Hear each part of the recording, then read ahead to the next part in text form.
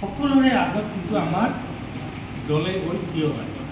কথাটো সঁচা নিছে এখন মিটিং যদি হয় সৌ সিদিনা বুঢ়াকে এখন মিটিং দিছিল কি ট্ৰেইনে ঘূৰি আন্দোলন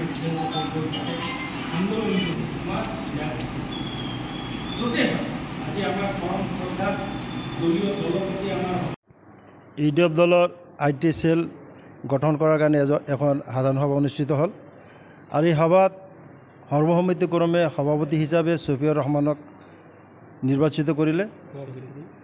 লগতে সাধাৰণ সম্পাদক আতিক শাকিল তেখেতক সম্পাদক হিচাপে আজি সৰ্বসন্মতিক্ৰমে আজি সভাত তেখেতক নিৰ্বাচিত কৰিলে।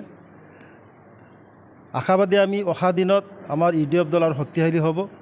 এই আইটি সেলৰ জৰিয়তে আমাৰ চেণ্ট্ৰেল কমিটিৰ আইটি সেলৰ সাধাৰণ সম্পাদক তেখেতৰ নেতৃত্বত আজি এই কমিটিখন গঠন হ'ল আৰু আমি আশাবাদী তেখেতে আইটি সেলৰ সম্পৰ্কে তেওঁৰ যথেষ্ট জ্ঞান আছে আৰু তেখেতৰ তত্ত্বাৱধানত আমাৰ এই ধুবুৰী জিলা আইটি সেলখন আৰু বেছি শক্তিশালী হ'ব।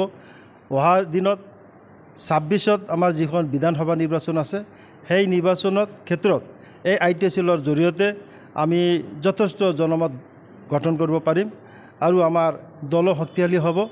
এইখিনি আশা কৰি আজি আমাৰ এই 31জনীয়া এখন কমিটি গঠন কৰা হৈছে।